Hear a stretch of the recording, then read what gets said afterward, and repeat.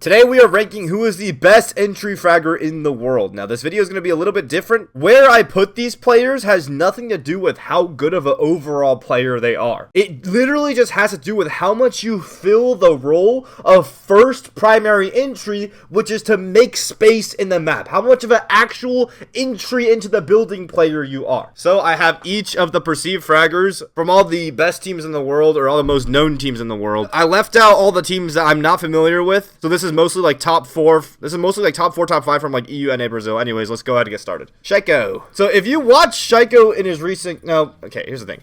Shyo in olden times was absolutely the first entry for his team. Like, this guy was on Hibana, like, walking into Adden by himself on console. But nowadays, if you watch him, yes, he's a hard Deimos main. And Deimos gets a lot of his utility up from just staying up to have the tracks, especially for late round. For that reason, you do see Shyo, like, entry with this team into the map. But, like, right here, he's waiting for his blitz to come, or like effects actually the first down. And you see SoloT actually take a lot more entry engagements for the team in general. So for that reason, he's like droning, he's playing a little bit more of a supportive role, but he is like, I would say more so of a second entry than an actual entry, and I'll get into the tiers once I get in, right? You'll see him a lot in last alive situations, so he's here doubled up with the blitz, right? He's playing with this guy, they're doubling up, they're going for a good 3-2-1 together, and typically, you know, more often than not, later on the round, you see him just stay alive, and that's not really like a typical sign of an entry fragger. This round, he's literally, it's a basement attack. He's just outside cage for like half the round. He's just chilling with his team. The other teams are actually, like, the other people on his team are the ones actually taking control of the map. Like, Yuzus is actually fighting the direct entry. He's just getting himself in the cage right here, and he's droning. He's making sure he's using utility, and he's went back outside cage, you know, so he's not really forcing the space for his team, but he's playing important positions, but he's not the one actually breaking the round open. So for that reason, old Shyo absolutely would have been a true primary entry fragger. Current Shyo is a second frag. Now I guess it's a time for me to explain these roles. So the tiers I have on this quote-unquote tier list, it's not really a tier list. Shyo is an amazing, dominant player who's the most consistent player in the history of man, right? This is not about skill, this is about role.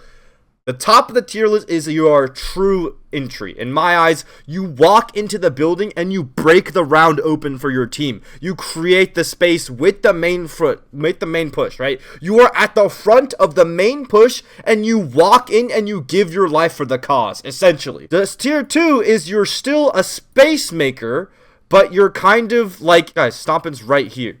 You are blind as fuck, whoever said no stomping equals L tier list. Anyways, tier 2 is you are a space maker still, but you're not spearheading the push. You're not a spearhead. You're on a counter pressure most of the time. You're really aggressive lurker, right? You hit the backstab. Tier 3 is you're like the second entry, or you just have a slower pace on like the entry. If you are an entry player, you have a slower pace. And tier 4 is you're just not an entry, probably a support or a cuts player.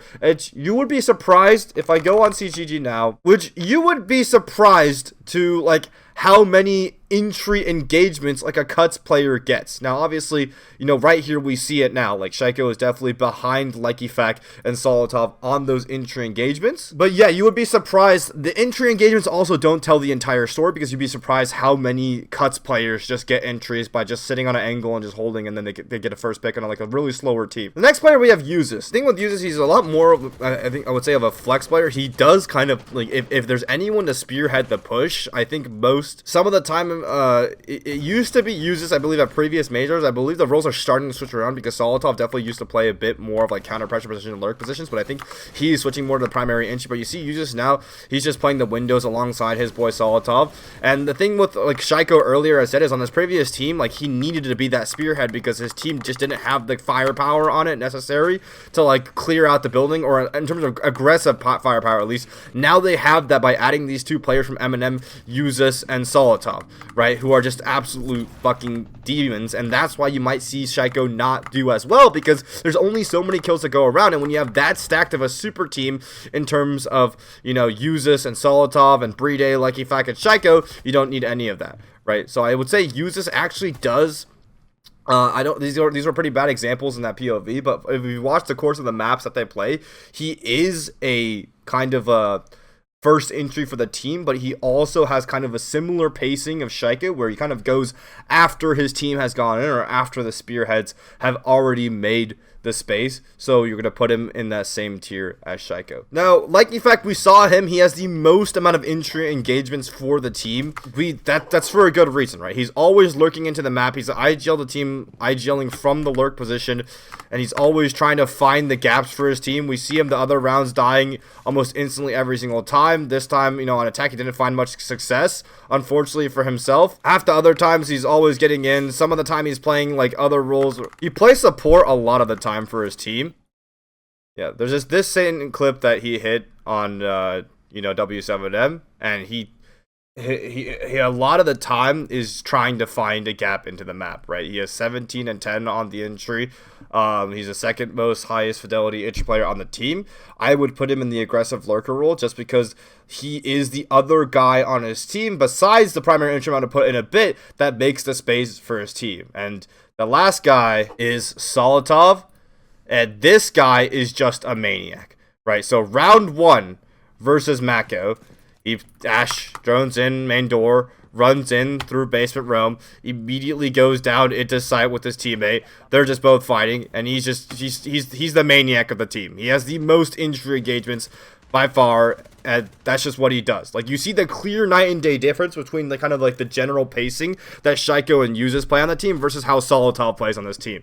And that's why, like, every single round, every single game you watch SoloT play, he will always be first dead in like 30 seconds or so. He's the Blackbeard. A Blackbeard is always a good sign that you are the primary entry for the team. You are the one that breaks a round open, right? A roam clear against like a gym side, bedroom side roam for CCTV, he walks straight into logistics, like into the heat.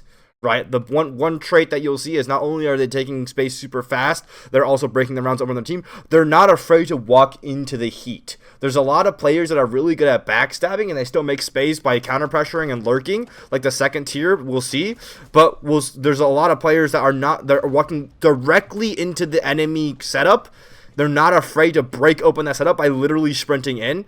That's exactly what Yuzus does for Falcons and their team. We can watch this next round too. This round, he's actually on ace. Let's see it. Yeah, he's literally, he is the primary. First of all, this is against a CC extension on Jim. He takes garage by himself. He walks up the rafters. Like, even though he's on ace, right? We got to understand the operators don't necessarily determine what kind of role you're playing. He's on ace, but he's the one directly fighting into this. If there was a guy bottom garage or bottom lounge or an oil pit ready to contest a roam against him, he's walking into that line of fire.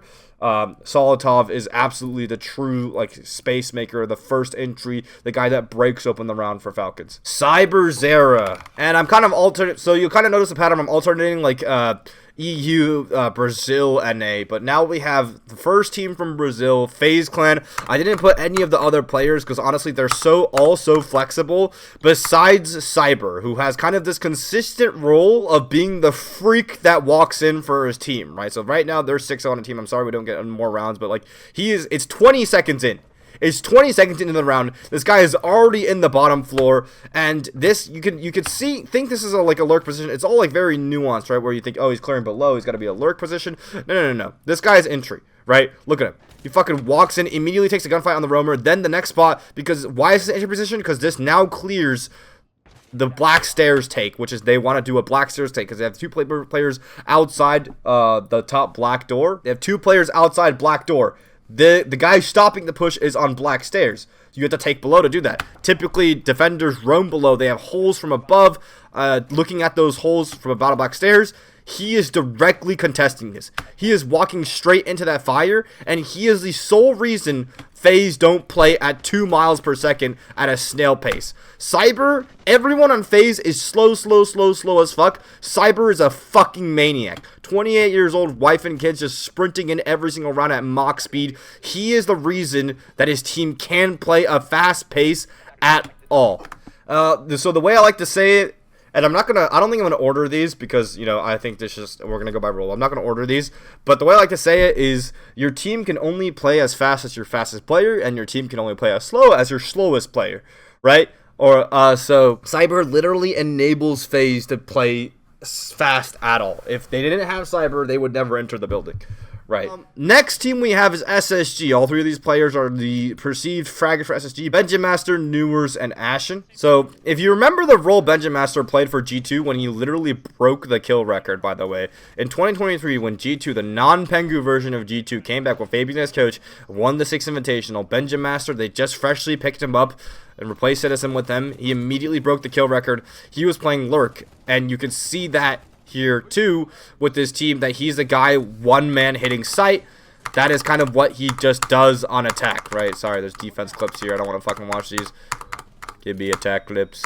Same thing here, like he's kind of fucking hitting the backstab down blue stairs. His team's already all dead, but he's really good at sending it. He's always been a super dynamic player. Always gets into the building in literally 0.2 seconds. That's, I think, its main strength is on the lurk. And I think SSG had a little bit of like a role identity crisis in the middle of the stage when they were like struggling a little bit. I think they can flip everyone around to play anything. There was a slight moment where Benja was kind of on like a more so direct entry role as opposed to a lurk role, but more recently than not, I think he's kind of getting back onto playing lurk, which I think is his like best potential, right? I think he gets in the building super fast. He immediately makes a space, and that's what he does. Is he's kind of like a super aggro lurker that breaks around over him for his team. He's always gets in the building in literally 0.2 seconds, ready to take an engagement, ready to take a risk at a moment's notice. So Benjamaster, he got like he ended up with more than 300 kills, but he broke the record at the tournament in 2023. Which we will come back to this tournament record at SI, the most prestigious R6 tournament of all time, $3 million. The hammer, right? Having the hammer as a trophy, you want to win this. It's like the Evo for fighting games. It's like the fucking World Cup in football. It's like it's the most prestigious tournament you could ever win. You need to have that to be considered in the GOAT conversation. He's got one of those. Newers. So Newers was literally the solo carry of OXG for the longest time, back when OXG was kind of like in their prime, right, when they placed top 3 at SI, and he was dropping like 20 kills a game. He was disgusting. He was like NA Shyo before NA Shyo, right? Just insane mechanics, literal disgusting. There was like a little meme phrase going around that Newers has single-handedly caused irreversible damage to the R6 community, because he was a kind of like, he had a habit of being a little bit like flicky leaning and like spamming ADS and crouching and moving around, and oh my god, just look at him. Yeah, but he's disgusting. But the biggest thing about Newers, despite I think this map he is playing more of a lurky role, I think he's kind of like normalized back onto like kind of a second frag role, is that he is a slower paced player. He's really good at, like, back in T3 he was more of a cuts player, right? He was more playing stationary positions and just farming up on kills, and typically you see players like that go a lot more positive. That's why Newers always has a pretty good scoreline, and J9 will always count on J9 to go super positive. So yeah, Newers, he's a slower pace player. He gets a lot of kills, but like, look at him. There's a clear difference between how he takes space into the map versus how Benjamaster, like, he kind of stays around this position for the entire round, and then he goes when his team's ready to go, right? So he's not the one starting or spearheading the push. It's his teammates that's doing it, which we'll get into later. But yeah, Newers definitely super disgusting player, incredible aim, but he's definitely on the slower pace of things. He's got a good second fragger, a good, slow lurker. Ashen has been phenomenal for his team this stage, right? Here we go. And if you already couldn't tell, 15-10 on the most entry engagements for his team. Top player on his team. They had to switch him to play shields for a little bit, but I mean, this is his rank highlights. But the best thing about Ashen is that, and here's the best tip for entry fraggers in general, is that entering is not about having the most disgusting aim or getting the most amount of kills, right? If you have disgusting aim, but then that makes you think you're God, and you walk in by yourself, and you just insta-die, and now you walked in 2,000 miles ahead of your team, you might have gotten a kill, but you get traded, and now, like, you did nothing, right? You literally did nothing, and it amounts to nothing, because you didn't set it up for your team.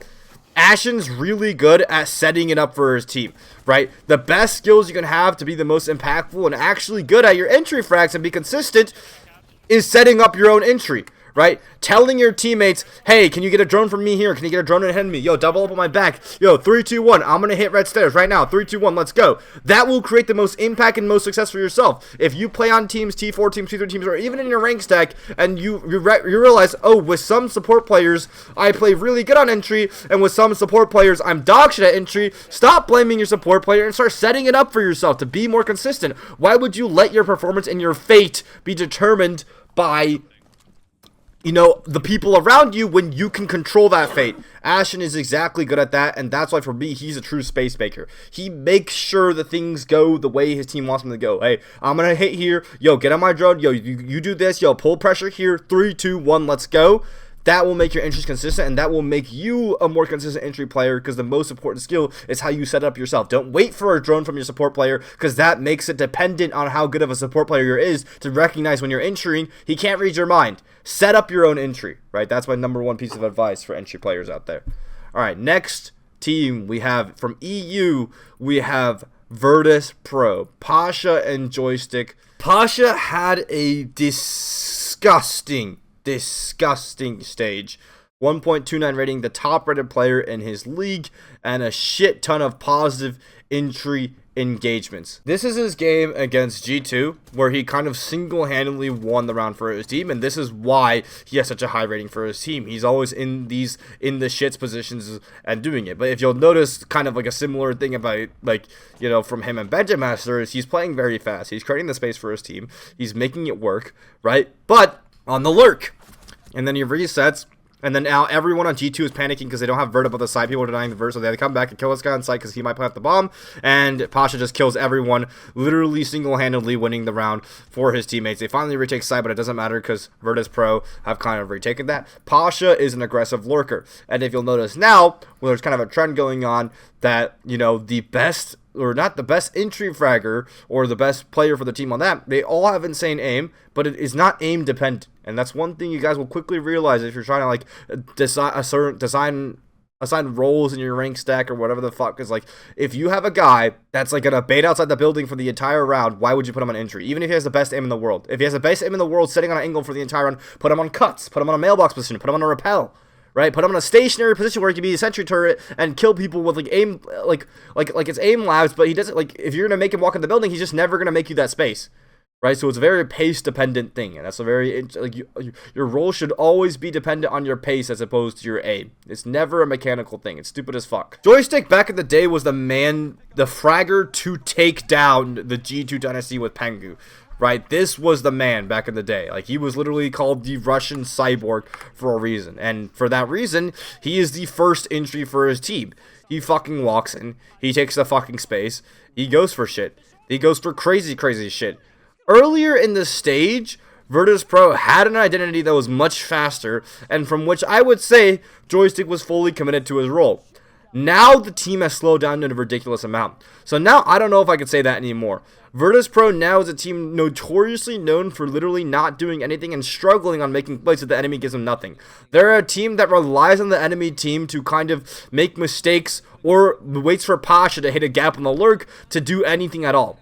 Other than that, I really don't see a way for them to successfully get into the map. And as you can see, he's attempted the most entries, or not the most entries on his team, but he's attempted a very large amount of entries on his team, tying Pasha. But unfortunately for him, he's failed on failed on a lot of them. Right? He's on Zofia, he's on the right operatives for it. But that being said, I will say, like, just because of the way the team is playing right now, they definitely were. He was on the right role earlier, you know. He's still on the same role, but, like, you can't, I don't know if I will be able to, you know, say at the spearhead of a team who has consistently failed to go fast, failed to progress the round in recent times. They have slowed down just more and more and more through the course of the stage, and now they're back at old Empire, old Virtus Pro, super snail pacing. I don't know if I can give that attribute of Joystick to be a true space maker for his team if his team cannot do it, which just demonstrates his ability or lack of ability to do that, right? So for me, I'm going to put Joystick at a slower pace. I will say he's not a second entry for sure. He definitely is a first entry, but he's definitely not true entry. He's not making the space for his team right now because they're not doing that, and that definitely could not be his fault. That definitely could be like the coach's fault for making the system, right? They play as a team, but right now in this moment with the current state of the team, I cannot put him there. This WSM roster is not the one that won all three of those Ubisoft S-tier tournaments in 1 year, hitting the R6 Grand Slam. This is the one that got picked up by the org after that old one left to go to Furia and immediately won the Montreal Major, actually on the same org. Loba is an often overlooked player for his team.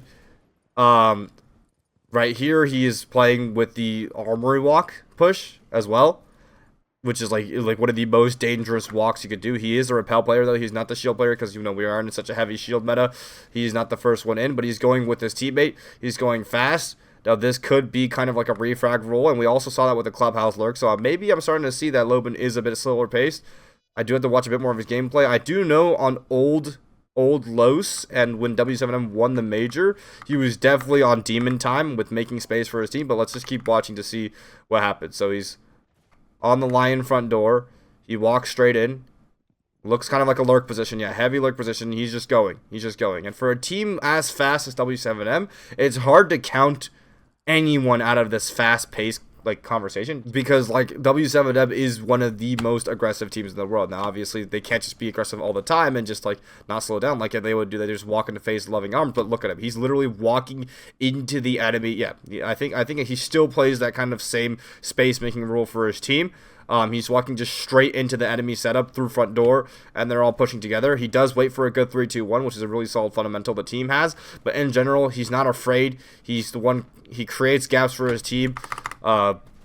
Sometimes he lets the other players, because his team is so aggressive in general, he lets the other players go for the gaps, but definitely it feels like he is a big spearhead. Now, the real question is he more of a lurker, or is he more of like an overall spearhead? And right now, it kind of looks like he's not like on the primary end of the push. Yeah, he's on the Flores, he's on these lurk positions, so I would actually say he's kind of on the lurker side, if not kind of like the second frag side. I actually don't know. Eventually in the round, he takes the fights like this. So, he's still aggressive. I still think he's able to make space, but I wouldn't say he's in the spearhead of the team as much as maybe another player about a C-suit. So I would actually put Loban as the aggressive lurker part. Dude, why do I keep closing the fucking CGG tabs? I keep needing them, and they're just closed. What the fuck? Alright, yeah, so yeah, I mean, you can see that the entry frags are literally so evenly distributed. Except for Palu, they are so evenly distributed across this team, because, you know, you have a shield player, you have Volps, who's this flex crazy guy, IGL player. It's just they're so evenly distributed throughout, but Loban definitely... Up there, Volps actually takes a lot. Maybe I should have put Volps in this list. I thought it was because he's like Smoke Flores, that he wouldn't be there. But Loban definitely on the lurker side. Now we get to Dotz, which is the other fragger on this major winning squad. Yeah, Dotz literally has a nickname in the South American League as the unkillable one. Apparently, that's literally what they call him, because apparently the way he plays, the way he moves, he's literally unkillable. So, and this is what I mean, by the way, is like you could be on a cut and get the opening pick. Because look at this, like people just run in front of your stuff. Like that wasn't the opening kick of this round, but yeah, he's fighting the direct entry, and that's one thing you'll notice about Brazil is that all of their teams always have this type of guy to fight that direct entry and get in. So he's on the buck. He's obviously on a you know, more traditional operator for the entry as opposed to the ones Loban was playing, like the Flores and the Doki and stuff. That's more so for the lurk operators. So here he goes. He gets in top floor, typical entry stuff. He's clear, like against every roam, he would have been the one fighting the roam. He gets an angle down onto main stairs immediately to stop a guy from running down the main stairs. This is a typical first entry position. This is what I used to have Gavin do on Beast Coast. So yeah, I mean, this player, he's making space for his team every round, and especially from this POV videos, you can see the types of jobs they do at the beginning of every round, right? This is a CCTV bomb site. He is going to be the one fighting garage door most likely, right? This is like a very hard like gunfight spot to go to. He's going to go for a backstab. Now they're flipping the push around to a master side, so now he has to be the first entry for his teammates' master side to make space for them over here, because if he doesn't clear out this for his team, and there were roamers on this side, they would be dead, right? So he wasn't actually garage, he just made garage pressure, but look at him, he's the one taking the primary gunfights right here. He's fighting the direct push head on. He's making space for his team. He's I think he's, yeah, most definitely the first entry for his team now that I analyze his roles better. I actually, before this video, I'm glad I'm watching these POVs because I thought it was swapped around. I thought like Dotz was second and this guy was first. I believe that was what the old roles were, but you know, that's what that is. Okay. Gunner. Next, we have from NA, Beast Coast, aka MAD. Now it's gonna be the 3 players on that team, the fragging trio, Gunner, like the highest performing trio, Gunner, Diffuser, and Gavini. Now, Gunner broke the kill record in the Manchester Major Grand Finals versus BDS. But if you watch, if you think, okay, this guy broke the best of 5 kill record, like, he has to be an entry fragger, right? Like, that's like the typical Reddit fucking moron brain that, like, oh, like, they have to be an entry fragger, right? That's not how that works. Typically, the roles that actually farm up the most recent times are cut players, which is exactly what Gunner is. He's a more supportive cut player type role. Look at him. He's just sitting on a wall. He's not walking in the building. Spears is the one making the space here. Hot and Cold is refragging behind him. Right, Hot and Cold's on the thermite. Gunner's sitting on a wall the entire time. His role was to sit on the office breach for almost the entire round. They're drove his teammates from the opposite side over. And if you watch, like, kind of the role he plays, he kind of does that with the DMR, right? Like, for here, like, you see him droning out lobby. He's going to go on the lobby repels right here. That's his role. And then he'll just sit on the lobby repels for the entire round. Right, like that's literally what he does, and he just holds cuts from the lobbies, repels the entire round. Right, Hot and Cold's making the space, Gavini's making the space, Diffuser's making the space, Gunner's on repels, and he farms up on repels. There was this one round where like Amadi get the bomb down inside of sight, and then yeah, there was one round where M80 like get the bomb down in sight, and then they get out the windows, and then you see Gunner all the way across in lobby, and you might like people when they first saw this, they were like, dude, what the fuck is Gunner doing? He's a moron. You know, why is he helping his team? Well, because what is the way to stop these guys from having post plant from the window? Well, you go into lobby. You walk down into lobby and you get an angle onto these players. That's why he's holding lobby, but that's his job. His job is to be a mailbox, right? They end up losing the round because of this, because the bomb was planted a little bit behind the bomb and they kind of fucked up a little bit. But regardless, Gunner, he is not an entry. He is a cuts player, and sometimes he's a lurk player, but he's also a slower pace lurk player, so he's definitely not a frag. He's definitely not a fragger, is what he is. He's a support flex type player. Diffuser, disgusting player, right? Absolutely disgusting player. Like one of the most mechanically gifted players in the world. Won the major on his first stage as a rookie, which is, I guess, what we're rooting for Stompin to do now. Right, like the dream. Like only Spoit, 3 people have ever done that. Like Efac, Spoit, and Diffuser, and as a result, they were the 3 highest rated players in their rookie stage of all time. Yeah, so like the three highest rated players here, Spoit, Diffuser, Like Efac, these were the ones that won the immediate S tier international Ubisoft event. Right after, Diffuser's insane. But I will say, like, knowing his role after having coached him on Beastco's, he was a refrag. He was a second frag. That was his role. I know this because I coached him. Like, if I have any right to say anything about any team, it's going to be these players, right? That's his role. He's second frag. I don't know if it's changed a little bit, but he's definitely a slower pace player. He takes his engagements very carefully, and he definitely likes to mop up after his teammates, which, you know, if we're looking at, and here's another example of, like, the entry frag, like, not really matching up with the people that actually play it. Like Gunner has some motion engagements. He can tell you himself he's not an entry player. Like he is not the entry player for his team. It just happens that he gets most skilled because of the way the team plays, and he's on the cut, and he makes the team like the team is. Matt pushes him back with the shield, and then Gunner catches him on the cut. That's kind of the way the team plays, right? Gavin, does he have a POV? Gavini, R6 POV.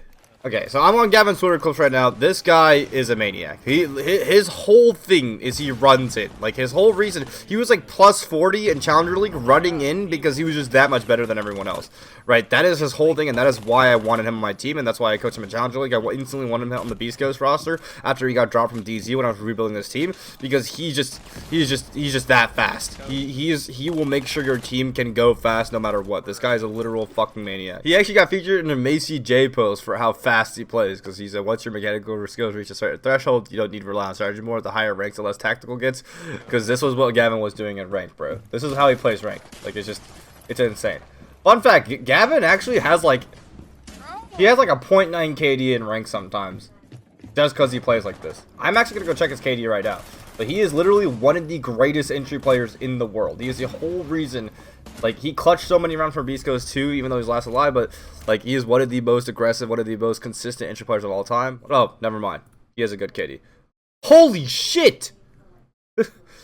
Never mind. I could have sworn there was one time I saw him with a 0.9, but you know what? It's fine. It's whatever. So, Gavin, true entry, makes a space for his team. Absolutely insane of a player. Okay, I really hope there's a Jube POV, because otherwise I will be lost. Jube is one of the fraggers for the team. Really insane player. He was actually found from a European FaZe It.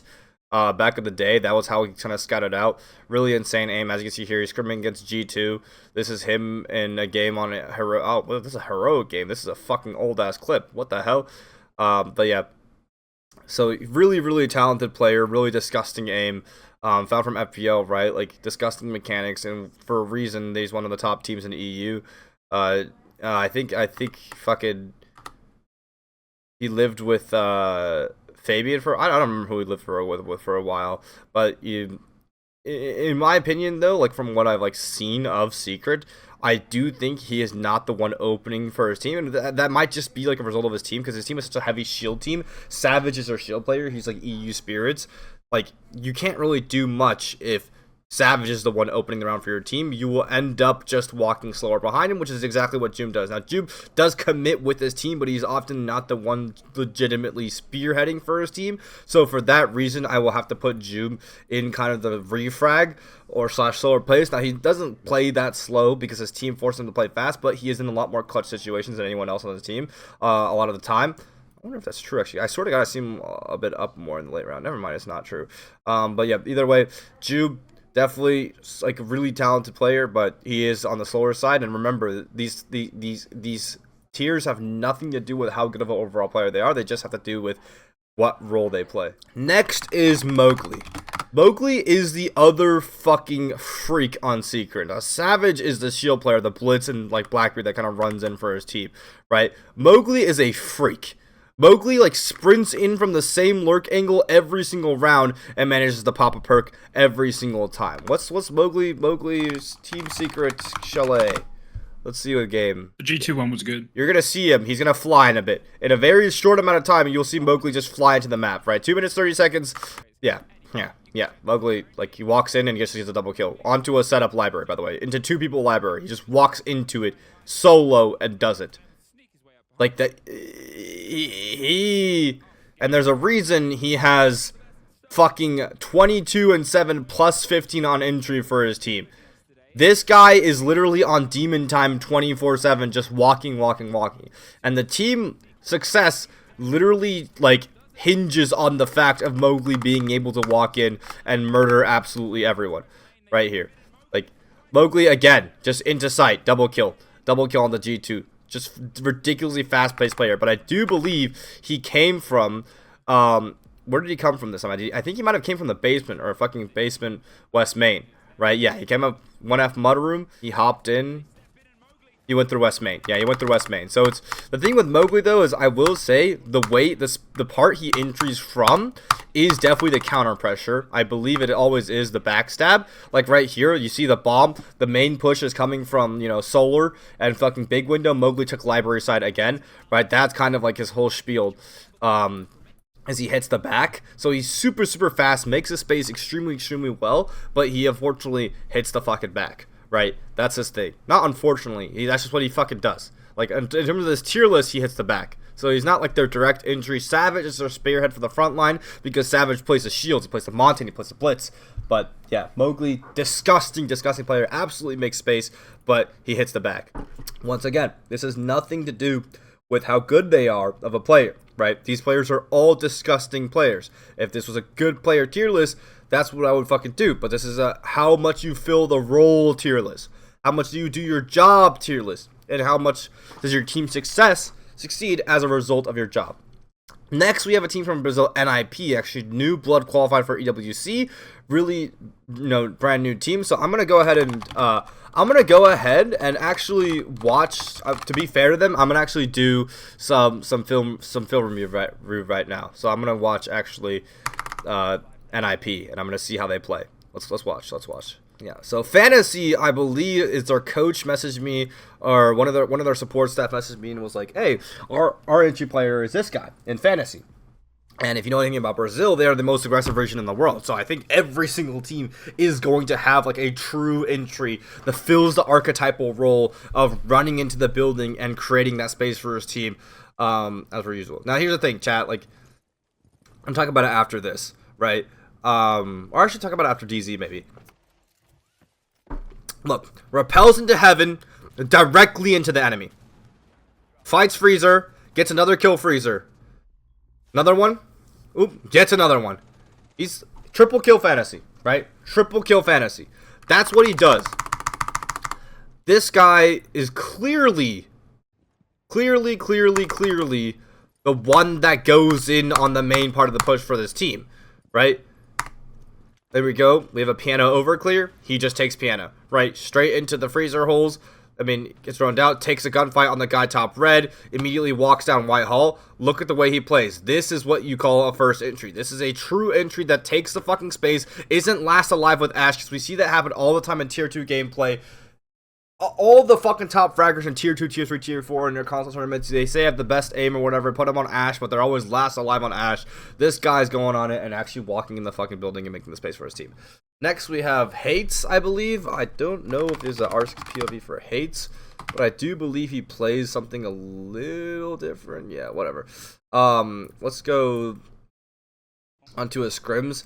Hates definitely seems like, from the gameplay that I've seen of NIP, is Hates is kind of the counter pressure. So you kind of see right here, right? He's like walking through the back. He's walking up the circuits. The push is coming from black. It's a black stairs push, like we saw in the earlier video, right? Players underneath. It's a Deimos, or not the Deimos. It's a fucking Buck underneath, getting ready to walk up the staircase. Deimos on the black balcony. Hates is hitting the other side of the map, so he's a counter pressure. So kind of the same thing here. Really, really aggressive player. Really, really fast, making the space for his teammates in this scrim. But again, he's hitting the back side. That's kind of what he does. He's not spearheading the main push. Now, so it's like a difference in roles, right? Right here, same thing here. The rest of his team is where? The rest of his team is upstairs, clearing the map out, making space over here, clearing this. He's going to go for a pick in Archives. Okay, he's going to go for a pick in Archives. So, definitely huge fucking space maker. Really, really aggressive. Does his job super, super well. You know, not fearless, ready to take any engagement, ready to make space, ready to die for the cause. You know, take the gunfight straight into sight. But overall, it looks like his initial engagements that he's taking on the attack are going to be... Where did he come from this one? Sight window? Yeah, he just hit sight window. His engagements are going to be from kind of the counter pressure angle of it. So he looks like he's going to be more... I would say he's going to be a bit more of a lurker for me. Now, it does look a bit more flexible. But yeah, NIP is a team that might be more balanced in terms of, like, yeah, and you can see right here kind of the same thing, right, where this is an open area defense. Like, the rest of the teammates they're hunting. Oh, they were hunting a guy in basement. Oh, and then they came up to site and they're collapsing together. So yeah, I mean, yeah, him and Fantasy are just absolutely insane. It looks like Fantasy is a bit more in the shits, so for that reason, yeah, and he's on the windows this round. I will say he's probably more of like the lurker type, counter pressure coming from the side angle of T-Bone. Yeah, not necessarily. It does kind of look like it's interchangeable, but it does look like he's taking more gaps in terms of like backstabbing people as opposed to actually fighting the direct hold head on, which is what Fantasy does more for his team. This is 2 years ago. Wizard was the other. Okay, whatever. Wizard is the other player on the team for Ninjas in Pajamas. Wizard is going to be playing more of the other, like, War Sport or Flexi roles, though, so he's on the slower side. He does enter the building sometimes. I couldn't really find gameplay, but from what I've seen of him in the game against W7M to qualify for the event, or not to qualify, when the game against, who was it? Liquid to qualify for the event, and then the game against W7, where they actually won, and they made 3rd place in Brazil, and they went against Furia. Wizard definitely does have his moments where he entries, but I think overall he is more of a supportive player. Now, that is not to say he's actually a true supportive player, which is what Cons and Sapino are, but he's on the slower pace, and he's the 3rd guy to kind of walk in. Right. Next, we have Shopify Rebellion. Disgusting roster in North America, had an undefeated regular stage, and they basically consist of 3 former entry fraggers from their respective teams. You have Ambi, and Rexen, and Spoit, who are just disgusting, walk in the building, really aggressive players, that honestly, every single one of them, when they were the entry for their team, they are all true entries. But right now, currently on the team, you know, what do they play? And it's going to be a bit different because you have to fill different roles, right? Ambi, Rexen, Spoit, they have to fill different roles. The operators don't line up, and this is one thing you'll notice too is, you know, the operators don't necessarily line up. Your entry's not always on Ashe, right? Like maybe you'll be on like Ace, or you'll be on Gridlock. You know, like they don't line up because like this game it just depends on who's the one taking the most direct gunfights. First, we have Rexen. Does he have R6 POV? Okay. Oh, he does have R6 POV. Okay. So here's Rexen. And because of the fact that here's another thing where like Rexen is such a resilient and talented player, like. He was one of the most consistent first entries in North America back on the Sonics when it was just him being the first entry. Now Spoit and Ambi on his team. Now he's on a more like secondary frag role, right? So Spoit walks in, immediately takes that gunfight. Rexen takes space and fucking in fucking piano. This is just how the cookie crumbles sometimes, right? You have to take on the ace. You have to play, you know, Spoit's on the gridlock, Rexen's on the ace, and Ambi's the one on the ram, because that's just like it crumbles. But you have 3 players that can all pop a perk and go for crazy space making at any point in the round, and that's what makes Shopify Rebellion so successful, is because they have the genius brain of Canadian kind of calling out where he wants to take, and then you have 3 fucking perfect fraggers who, like, they'll all walk in at the same time, and they'll all just go for the frag together and just insta-give everyone together. One of them is going to pop off, and that's why you see games between the 3 of these players, like, oh, why is Spoit doing bad this game? Well, because they're all 3 walking at the same time. Not everyone's going to get the same amount of kill, right? Ambi might walk in first and kill everyone, Spoit might walk in first and instantly die, Ambi refrags him. They're all, like, interchangeable on it. Now, I will say, because of the fact of Spoit and Ambi have kind of been implemented on this team, Rexen has been playing a bit of a slower role. Like, as you see in this game right here, Spoit is the one taking that first engagement into red almost every single round, and Rexen is on the A's kind of going on repels. Now, he's going to mop up here, but because of that, like, he kind of had to slow down a bit of his pace before, like, more so in the recent times. Now, on Sonics, 100% he would have been the very first top of this, and he has the capability to be that first entry, absolutely, but he, right now, this is where he is kind of with that, right? Ambi has been a disgusting player for his team. 1.4 rating, top rated in North America, I believe. Plus 49 KD, 19 and 9 on entry, guys. 20 plus 10 on entry. This guy is fucking insane. I believe he's a top rated. Yeah, he's a top rated in North America. That's because he regularly drops 20 bombs, right? Like against M80 right here, he has a 20 bomb. All right, so yeah, this round, as you can see, the enemy teams is holding down the bunker briefing side, so you want to distract the players playing above vert. So he is going to be one solo taking this entire fucking side of the map that's called like the fucking sky bridge, right? So they can walk up and take this common entry position on this map, right? So he's going to walk up here, he's going to hop out, he sets the flank down, and he's on gridlock, actually, surprisingly, so you can see, like, you don't necessarily play, like, Ashe all the time if you're on entry, just a common misconception by really dog shit moronic players. I have no idea how the game works. Walks into sight, takes him straight up the gunfight for that, you know, creating space all across the map. He creates so much opening engagements for his team. He is taking so much aggressive gunfights for his team, and he is one of the primary reasons this team is so incredibly successful. He's dropping 20 bombs like every game, and some people even have the audacity to say like he's carrying a spoil. I don't think that's the case. I just think that's like there's a team consisting of 3 really talented fraggers.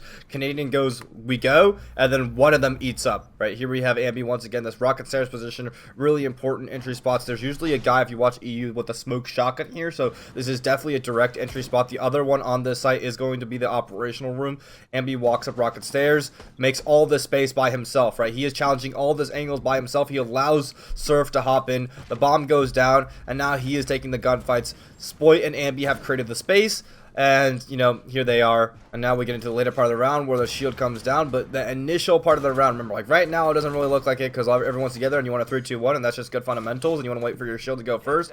But, like, first thing in the round, that's always like what their job is, right? And did he do his job? Yep, he walked into rocket stairs, he took up the staircase control. Ambi is absolutely like fucking deadly fucking true entry. Spoit is the other guy on SR that makes space. If you watch him plays, I mean, he's hopping into fucking West Main. Him and Ambi are double clearing together. They just both go.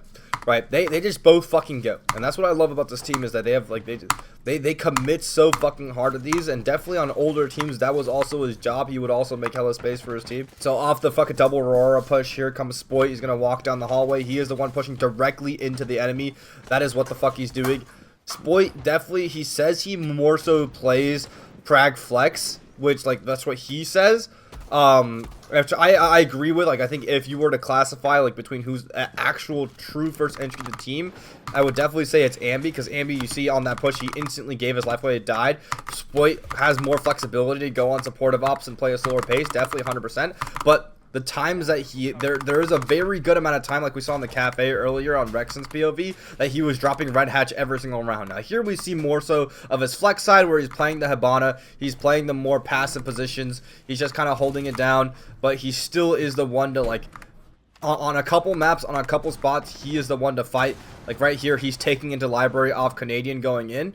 So I think it just really depends on the map, but there are a lot of times where he is playing that first entry, so it's kind of hard to classify spoit. Yeah, this round on the Ash, kind of the same thing with Ambi. 3, 2, 1, go into West Main, clear up at the Solar, then clear all the way across Solar, and then go all the way into the fucking Ivy. Like, that's all him, right? That's all him, first entry. So definitely he plays a lot more flex than Ambi, but he is definitely also in training category. And now we come to everyone's favorite team, G2 Esports, with Stompin' on it. We got the 3 perceived fraggers on the team, and I had to fucking put Stompin' in there because now it's time to educate the people on what roles are in this game. But yeah, Loeya. Now, Loeya, as you can tell already from the very first clip that we're watching from his POV against Falcons on Bank, is that he is lurking, right? He is just clearly lurking. He's fucking fast, and he's disgusting, and he is one of the most standout fraggers on G2 this stage, but he is so incredibly clearly lurking, right? The main push is over here in server. Loeya is in garage, right? This is the backstab, and but he made all the space for his team. Now I don't want to think people because he's not getting kills, he's not making space. He is the one being oppressive. For if he doesn't come here, then Falcons doesn't have to worry. And now look at him, Loeya is the one in garage, just like putting so much pressure on the map because he took all this space so incredibly fast. That is just what Loeya fucking does, right? Same thing here, where I don't even need to like this round. It's open area. Loeya is just gonna the whole team's working elsewhere, right? Blaz is on the windows, Stompin's in fucking lobby, Loki's on the roof, like Alamal's working top floor. Loeya is creating the site pressure by himself, right? So he's kind of this X Factor lurk player that can go for gaps whenever he wants to, and then he doesn't see it, he's gonna go hold a flank, right? So like he's definitely not the one spearheading the push right now. He's just holding the flank for his teammates, and it's really interesting to see like these players fill different roles with the map. Like a lot of the teams, the roles aren't really clear cookie cutter, right? It's just like different positions on different maps. You'll clearly see that sometimes. But Loeya, 100%, he is going for the site now. Look, enemy whole team is top floor. He is hitting site by himself. He is solo fucking lurking. Right, he gets a pick on the site. He immediately goes in with his teammates. They go for a kill onto the Teller's Archives player, and that's just kind of what he does. Right, so Loeya is definitely just a really aggro lurker.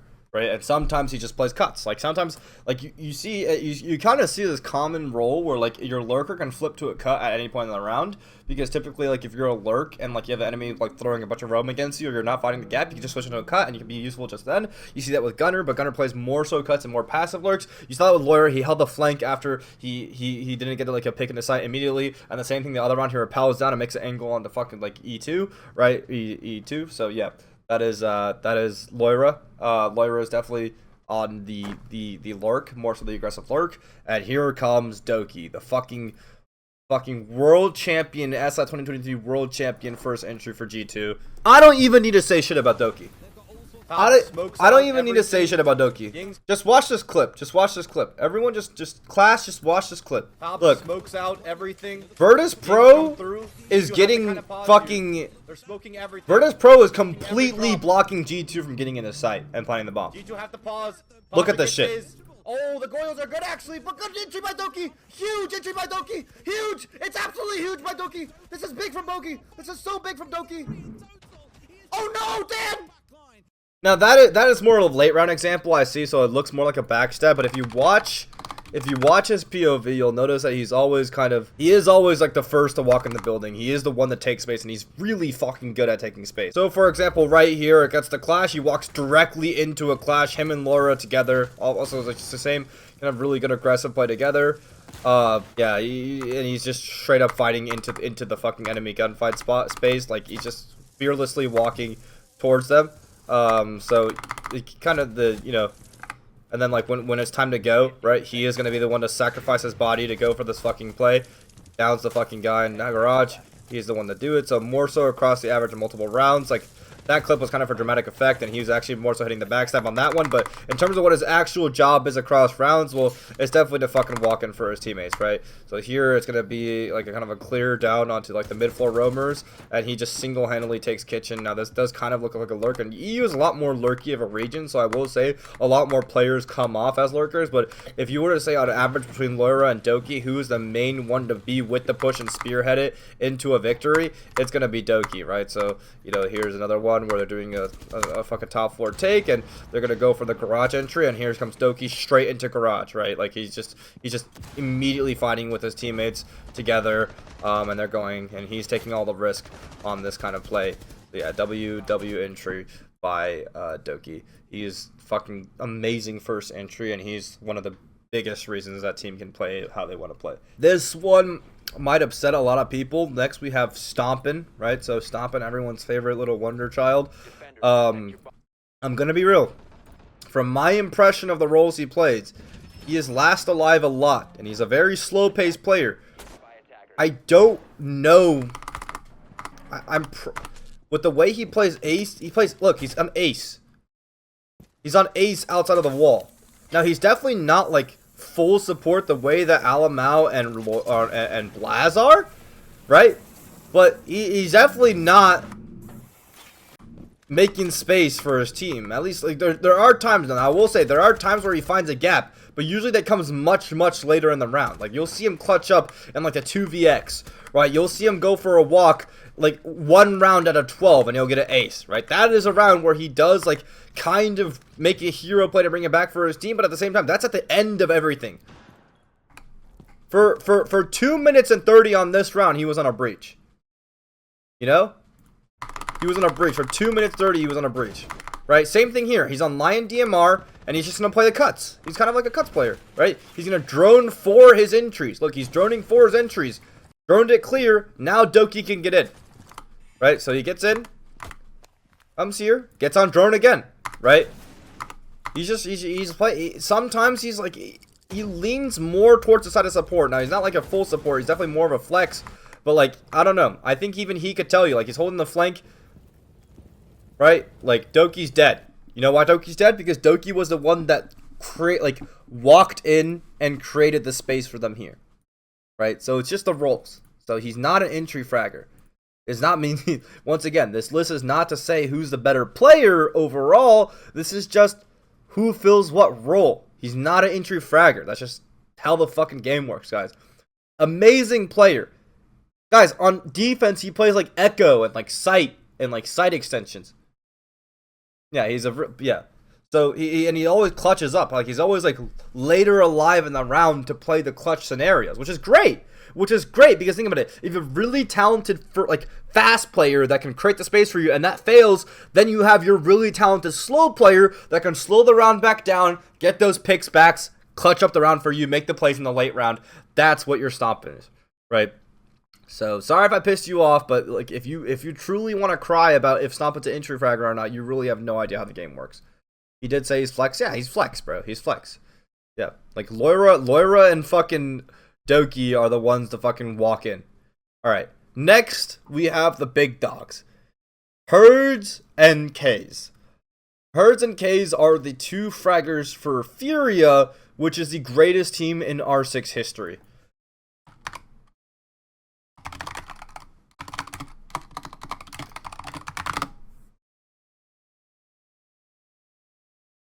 Now, they both broke Benjamin. Remember the record that Benjamin Master broke earlier in this video? They both broke it in the same tournament. On the same team. When they won in SI 2024. You might remember this team for the 6-1 comeback they did against FaZe. First, we have Herz, which I think is making an argument for himself for being the greatest player in the history of the world. Herz is confusing because, first of all, Herz is a maniac, right? Herz walks in the building in the first 30 seconds, like the majority of rounds he plays. I had a really bad example with Dapper. Don't put up in the video before this of a different fucking game like that. He just didn't do well in. But he will always play like this, where he always takes a shit ton of space, super fast, and he always goes for fucking crazy plays. The biggest thing that's confusing about Herz, though, is whether he plays lurk or first entry, because there's a lot of maps and pushes that he actually is first entry on, but then a lot more of the time he'll just go for a crazy fucking lurk. I actually don't know, but there's a good, I would say there's a good amount of time where he is the one spearheading the push for his team. Like right now, despite he lurked into Visa, but he walked up with his team to go for that.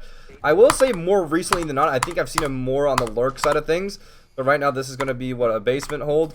This is grand finals, and yeah, like once again, he's like Like, he fucking hopped in through Spiral to fucking go down in the map and just start fucking walking at people. Like, a full roam, by the way. He's just straight walking at them. He just walks.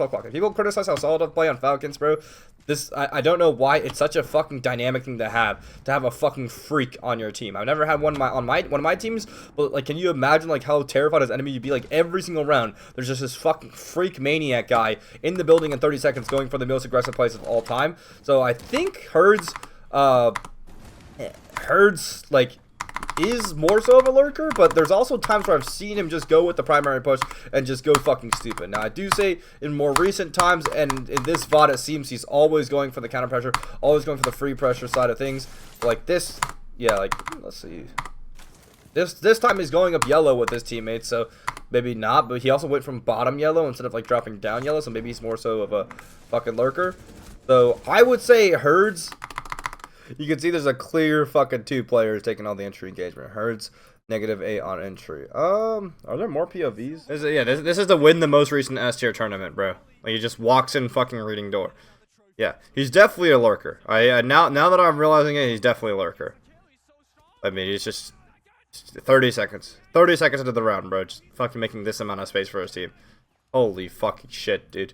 Yeah, he's definitely an aggressive lurker, though. I believe it was Oregon. When, like, Oregon was in the map pool, he was more so of a first entry because you needed 2, like, entry starter positions, but now he just finds, like, a route into the map. Argument for greatest player of all time, plays like a fucking maniac, walks into every single round. You can never, like, you have to be on your toes, and he's very, like, kind of inconsistent as a result of that, but, like, he's a threat, and I think that's kind of part of his. I'm going to make a video on Furia tomorrow, but I think that's part of why their team is so successful, because you have a player like that in grand finals, where, like, in group stage, he's kind of like, you know, oh, whatever, this guy's walking in, what a fucking idiot, but then he keeps doing it on main stage while you're shitting your pants, like losing your mind over a crowd on main stage. He's just walking in, no fucks given every single round. Alright, Kaze is another player that just walks. Now, like, Herz and Kaze are, like, players on, like, Furia, and a part of the reason why they're so successful, like, the big reasons, like, the 2-star fraggers on Furia, just insane fucking players. Kaze is a player that just fucking walks. Same thing, just walks everywhere. Same thing as Herz, bro, just doesn't give a fuck. Just walks in, just takes every fucking gunfight he could think of, bro. Like, he's just why drinking the breach, just kill the garage guy, time to go, time to get the garage guy. Herz got him, shoots this guy down. Yeah, this guy does not give a fuck. So, same thing here. He takes every single gunfight. He's not scared of everyone. He's getting double swung, and he's still taking the gunfight. He still wants to take more gunfights. He's not redroning. He's not giving a fuck. That can look bad, but same thing kind of like on main stage when it's time to fucking go, when it's like, when people are shitting their pants, like this guy, he's fighting everyone at once. Same shit, bro. It's a garage setup with an Azami on it, and he's just fighting everyone at once. This team is so much, like, aggressive aura. It's insane. Like, he's still jiggling it. He's still jiggling. He's still walking in. He's still going for the gunfights. K's 100% the true entry for this team. Like, so much fucking pressure put on the map by him just walking in, and he just doesn't stop fighting you. There's a guy to his left. There's a guy in front of him. It's a 3v5, and he still doesn't reset. He's still fighting it. Same with Herz. He's just walking around. Look at him. He's just walking around to the other side of the garage. Just fucking going for it, bro. Like, he just doesn't stop. So, Kaze, for that reason, I think right now you could make an argument that he's the best player in the world. He regularly drops 20 bombs for his team. He is the top-rated player on his team. Plus 33, 1.22 rating with plus 2 on entry. He is the one doing the best on this team, and I think carrying their team at reload. Absolutely disgusting demon player. Here comes Dark Zero from North America. Last 2 teams are North American teams because I know more North American teams than EU Brazilian teams. So first of all, we have Dark Zero. The 2 frags from the team are going to be Citizen and Pambazoo. Now, yeah. Now, and I want to make a really good point on this, is that you don't necessarily need to have a... I'll make it after I talk about the team. So first of all, we have Citizen. Citizen, I believe, was a top-rated player in North America. No, it was Ambi actually, but Citizen was for a while the top-rated player in North America. Plus 30, very, very impressive player. Citizen R6 POV. Let's see if we can get him. Nice. Versus really top tier. Citizen is going to be one of the walk in the building players with Dark Zero, like one of the players to spearhead with the main push. The biggest difference is Dark Zero have spirits, right? And because they have spirits, Citizen's always following behind spirits, trying to get his refrag. So right now you can see Spirits walks in the trophy. He's going to walk up the solar stairs. So as a result, or he's going to, Spirits is going to go in through solar window. Citizen holds a flank, right? Even though he's one of like quote unquote fragging out for his team, he's one of the fraggers for his team. He is on more so like follow up positions than anything, right? Especially on Layer when they're walking down Sky together, or walking down Skybridge together. That is kind of the thing that he does, right? This round, Citizen's on the Deimos, or he almost picks Deimos, which is like one of the, a fragger operator. He's back on big window again, playing kind of like the cuts area of the map. But this is kind of a bad example. I wish there was Layer. Yeah, so okay, this is a good example. So yeah, the solar repel for a solar take, right? Typically, this is like an entry spot, right? You want to like repel in through here. Citizen, again, like he's falling behind Spirits. He is gonna go in eventually, but he stays on this repel. Very, very slow-paced player. Citizen's always been a very, very slow-paced player. So even though he has a reputation for being like a fragger and mopping up a shit ton of kills, you can see he's going between big window and other play like big window and fucking like solar repel a lot. He's like playing a lot slower of a pace. Like, and then he finally goes in later in the round. So he definitely is in positions to go with his team, especially like I know that like this map was kind of a bad example. I wish there was a better one. Yeah, so you can see right here, Citizen's always going to be on that Pebbles door, ready to, like, take that gunfight on the other side over here, right? So, like, Citizen is, over here. So that's just kind of how the team is. Like, he does have to take, like, that is an entry spot, but he always has to wait for Spirits to walk up. And for that reason, despite the fact that he's in that position, he's going to be on, like, the slower pace, like, kind of the second frag roll. Oh, TWC, right. Thank you. Appreciate you. Whoever TWC is. Appreciate you, man. But, yeah. Pambazoo versus POV. Does it have a POV out this stage? Oh, it does. Okay. Pambazoo also, I believe, would be the first entry for his team, and was the first entry for his team at some point. But I think more recently than not, once again, because of the Spirits edition, Spirits is going to be the one making the space for his team on a lot of these scenarios when the shields are up. If not, he's lurking. And Pambazoo, like, his main thing at the Charlotte Major was backstabbing. There was a meme going around calling, like, when you post clips on Twitter or, like, on YouTube, that you would call, like, a Pambazoo clip if you were shooting everyone in the back of the head, because that's Pambazoo's specialty, right? He literally won an entire major, MVP'd the Charlotte Major by backstabbing and getting a million kills off hitting a backstab. So right here you see him getting in, looking for this Visa lurk. Going for this Visa lurk off his teammates. Spirit's already taking the first engagement, and as a result of that, he's not going to be the one taking that first engagement with his team. Let me go ahead and just pull up one of his YouTube montages, because like I think that's just better like demonstration of like what I mean by like a Pamba clip. I mean, he's taking the gunfights here. So yeah, like I think on older iterations of the team, he might have had to fucking do that, but like this is purely like element of surprise, right? Through like Aqua, catching everyone off guard, getting immediate multi-kills off of catching everyone off guard. This is also another kind of first entry position. But I think more recently than not, he's definitely been on, like, as we see in the POVs, he's been on the lurker position. Just, once again, disgusting player. Biggest thing at Charlotte Major was spamming that knock and the Finka. First entry / lurk, but now I feel like he's more transitioned to the lurk due to the fact that their first entry on the main push is going to be Spirits.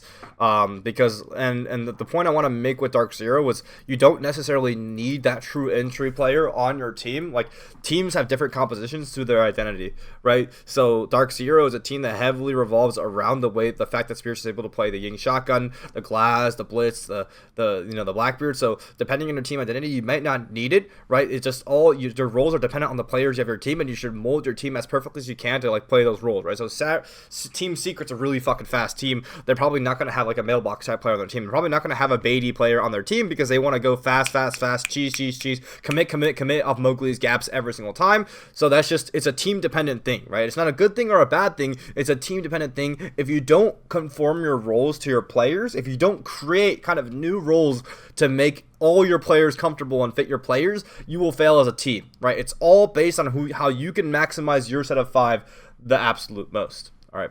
The last team we have here, and I have an extra picture of her K's for no reason, is going to be OXG. So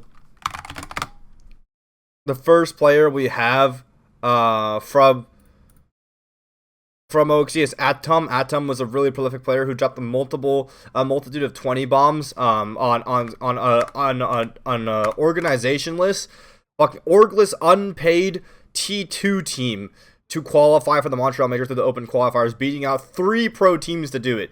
Right, and you see he's disgusting, and he was unwanted. He was also on an orgless team in SI when Beast Coast got ripped apart by getting bought out by M80. They still had their SI spot from winning Manchester. He was on that team, and he brought them to top 4. Right, disgusting player, disgusting fragger, but he is reputation-wise known to be on the slower pace of things. He is usually going after his teammates have already gone. Right here, you can see 3v4. His teammates have already kind of like gone for the first entries. He is going to be the one mopping things up after them. That's kind of his whole steal, right? So he's kind of like that second entry role, very consistent at it, very, very good on it. So yeah, definitely 100%. That is kind of like the role he fills. So he's going to be on that refag thing. Yaga, I believe, is kind of the same thing. I guess this is like the most popular clip of Yaga, so I'll just put it out there. This is him like fucking 1v5ing, and I mean, this really gives in the perspective, I guess this whole video, I think it really puts in the perspective how disgustingly like consistent these players are. Here's a 1v5 against Shopify Rebellion. It's against fucking, before they had spoit actually, and yeah, just disgusting ace 1v5 by Yaga, but Yaga's kind of the same thing, also on the slower pace of player. Now, Gomez used to be the first entry for his teams back on Xset. He used to be the most aggressive player walking in, but now the biggest thing with this OXG roster is they have Forest, right? When they have Forest is a trade. They did Newers for Forest. Forest was IGL for Space Station, and back when they were, known for being really crazy and going for crazy momentums and gaps of everything, Forest was the one calling all of that. So, we can get an attack clip. Yeah. So the biggest thing is like when you have a player like a maniac in Forest, like he is going to be the fastest player on the team. He is making every gap on our team. Unfortunately for Gomez, that means he is kind of like now on the slower pace, like kind of free frag kind of thing, slower pace side of things. He's not the one like kind of like, I believe he doesn't like suicide his life away as much to make space because Forest is so incredibly fast, and I don't think I asked some pro players what they think about like the role distribution on Forest on OXG, and yeah, they were all great. Like Forest is the space maker, everyone else is kind of like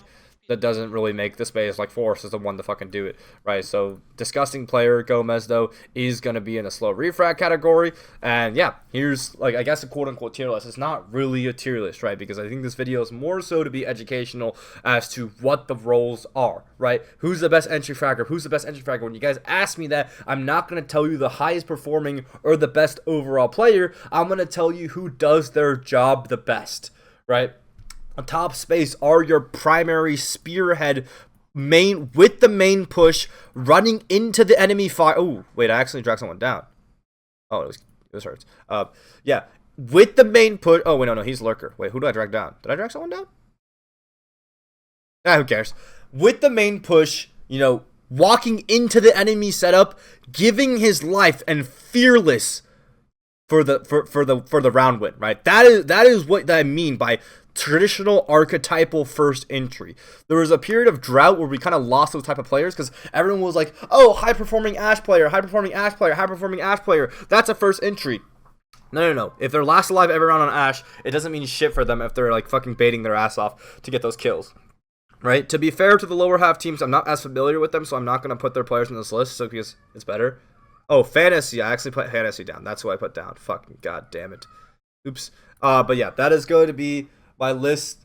And I hope it was educational. I hope it guys showed you like what the traditional archetype of first entry is. I might do this for support players if there's interest for that, but I don't think there will be because no one really gives a fuck about that. But like, players like if it were supports, you would have like NJR, right?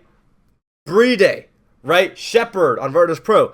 That's traditional archetypal perfect hard support because they're staying alive, they're planting the bomb, right?